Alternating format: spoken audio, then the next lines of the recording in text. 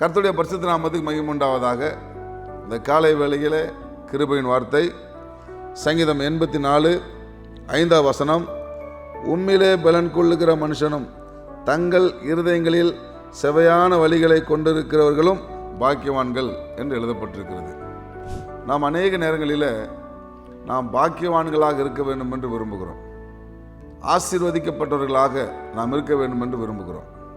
ஆனால் ஆசீர்வதிக்கப்பட்டவர்கள் பாக்கியவான்கள் யார் என்று சொன்னால் கர்த்தரில் பலன் கொள்ளுகிறவர்கள் என்று வேதம் சொல்கிறது. கர்த்தருடைய வல்லமையில் நாம் பலன் அடைய வேண்டும். கர்த்தருடைய வல்லமையை நாம் பெற வேண்டும். யாரெல்லாம் கர்த்தருடைய வல்லமையினாலே பலப்படுத்தப்படுகிறார்களோ, கர்த்தருடைய வல்லமையில் பலன் அடைகிறார்களோ அவர்கள் பாக்கியவான்களாக இருப்பார்கள், ஆசீர்வதிக்கப்பட்டவர்களாக இருப்பார்கள் என்று வேதம் சொல்லுகிறது. ஆண்டவராக இயேசு கிறிஸ்து இந்த உலகத்தில் ஊழியம் செய்து கொண்டிருந்த காலத்தில் 12 சீசர்கள் அவரோடு கூட இருந்தார்கள். 12 பேரும் 12 விதமாக அவரிடத்தில் நடந்து கொண்டார்கள். அவரிடத்தில் மிகவும் அன்பு கூறுகிறதை போல கடந்து கொண்டார்கள்.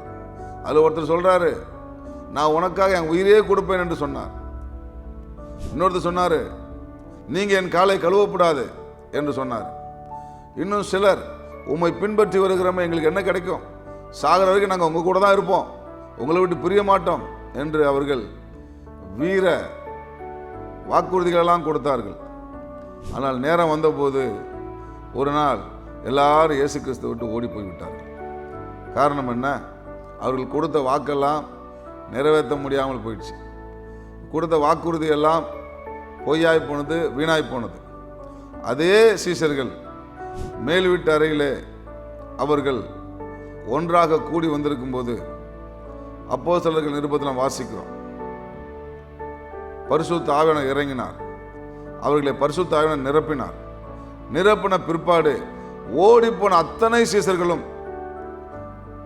ஆண்டவருக்கு உண்மையாக வாழத் தொடங்கினார்கள், உத்தமமாக ஊழியம் செய்ய தொடங்கினார்கள், பயமே இல்லாமல் சுவிசேஷத்தை அறிவித்தார்கள்.